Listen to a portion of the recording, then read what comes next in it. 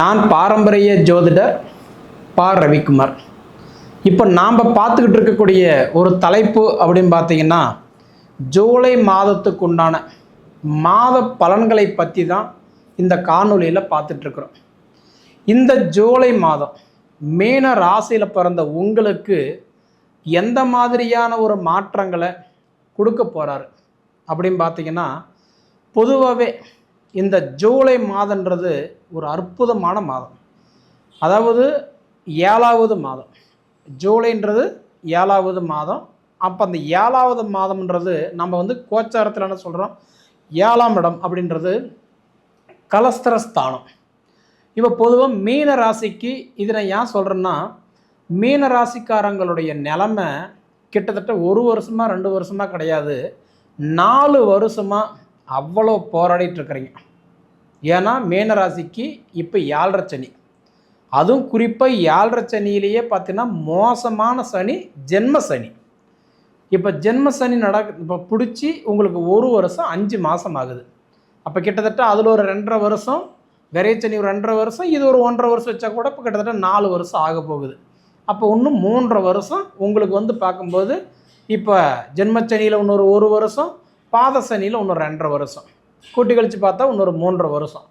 அப்போ இந்த ஜென்ம சனின்றது ரொம்ப மோசமான சனி, சரிங்களா? கண்டதும் தண்டம் பண்ணி, கைப்பொருள் விரயம் பண்ணி, பண்டவோர் நாட்டை விட்டு வனவாசம் போகாத கொடுமையாக கிட்டத்தட்ட பிச்சோன்னு எடுக்கலை, அவ்வளோ கஷ்டங்க அப்படின்னு சொல்லக்கூடிய அளவுக்கு இந்த அதாவதுன்றது ஜென்ம சனி சிரமமாக இருக்கும். இது 100% பேருக்கு இப்படி தான் இருக்குமான்னு கேட்டால் கண்டிப்பாக கிடையாது.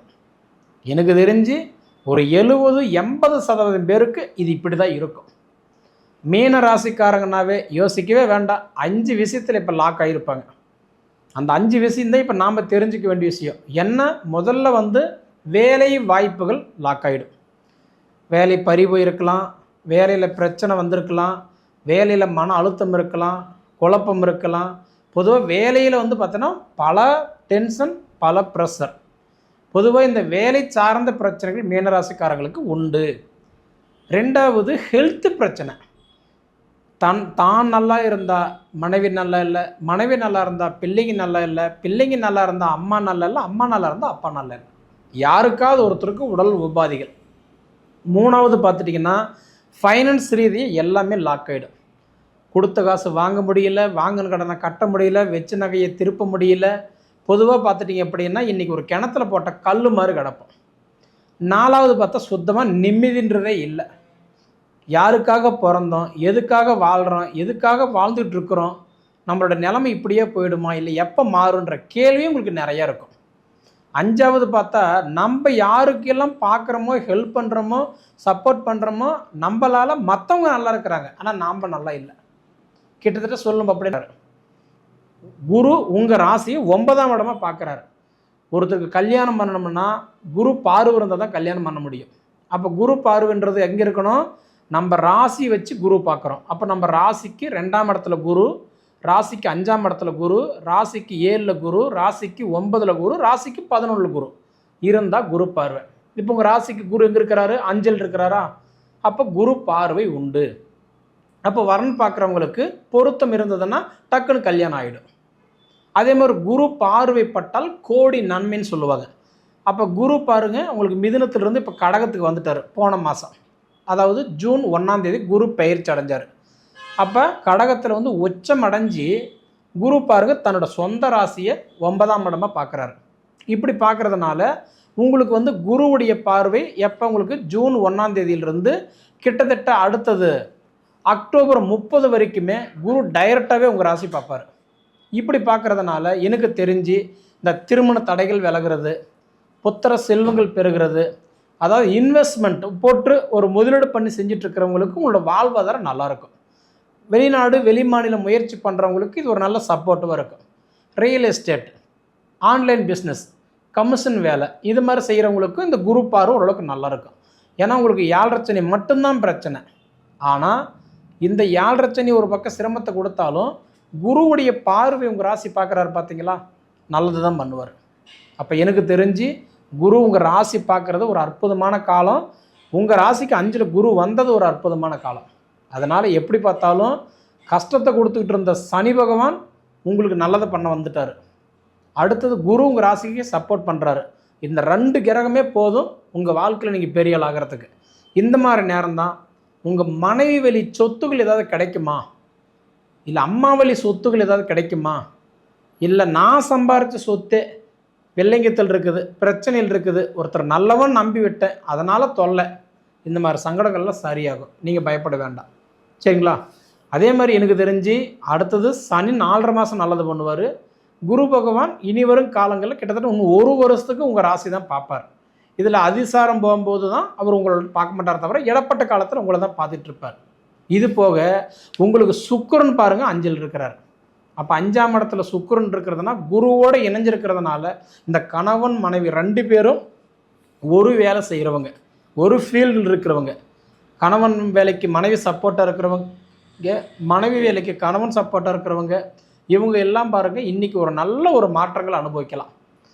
4ஆம் தேதிக்கு மேலே சுக்கிரன் வந்து பார்த்திங்கன்னா அதாவதுன்றது அவர் வந்து 5ஆம் இடத்துல இருந்து 6ஆம் இடத்துக்கு மாறிடுவார். அப்படி மாறக்கூடிய தருணத்தில் அதாவதுன்றது இந்த சம்பளம் வாங்கிட்டு இருக்கக்கூடிய ராசிக்காரர்களுக்கெல்லாம் பார்த்திங்கன்னா மீன ராசிக்காரர்களுக்கெல்லாம் ஓரளவுக்கு இந்த தொழிலில் இருக்கிற தடைகள் விலகிறது, சம்பள உயர்வு, ப்ரமோஷனோ, நல்ல பேர் வாங்குறது, 2வது அவங்க கம்பெனிலேயோ வேலை செய்கிற இடத்துல சங்கட செழிப்பு இருந்தாலும் அதெல்லாம் ஓரளவுக்கு குறையும். சுமூகமாக போகக்கூடிய வாய்ப்புகள் கண்டிப்பாக ஏற்படும்.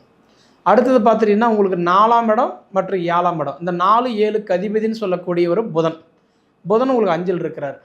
புதன் 5ஆம் இடத்துல இருந்தாவே அவர் வந்து என்னென்னா அதாவது இப்போ வக்கரத்தில் இருக்கிறார். 7ஆம் தேதிக்கு மேலே அவர் 4ஆம் இடத்துக்கு வந்துடுவார், தன்னோட சொந்த வீட்டுக்கு வந்துடுவார். அப்படி வர நேரத்தில் இந்த வாரிசு பற்றி எதிர்பார்க்குறவங்க, இந்த வீட்டு வேலை செய்யலாமான்னு ஆரம்பிக்கிறவங்க, அதாவது சிந்தனைகள் இப்படி போகலாமா, இப்படி போகலாமா, அது பண்ணலாமா, இது பண்ணலாமா, இந்த மாதிரி எதிர்பார்ப்பு கேள்விகள் இருக்கிறவங்களுக்கு கிட்டத்தட்ட 7 தேதிக்கு மேலே நல்லாயிருக்கும். சரிங்களா? அதே சமயத்தில் அடுத்தது பாருங்கள், சூரியன் 4ல் உட்காந்துருக்காரு. சுகஸ்தானத்தில் சூரியன் உட்காரும்போது இந்த அசையா சொத்துக்கள் சம்மந்தப்பட்டது எல்லாமே ஓரளவுக்கு தடைகள் விலகிறதுக்கு சான்ஸ் இருக்குது. ஒன்றே தாங்க, ஒரு வெள்ளை சட்டையில் பட்ட கரும்புள்ளி மாதிரி மீன ராசிக்கு இருக்கிற ஒரே ஒரு தொல்லை இந்த யாழ்ரச்சனி மட்டும்தான்.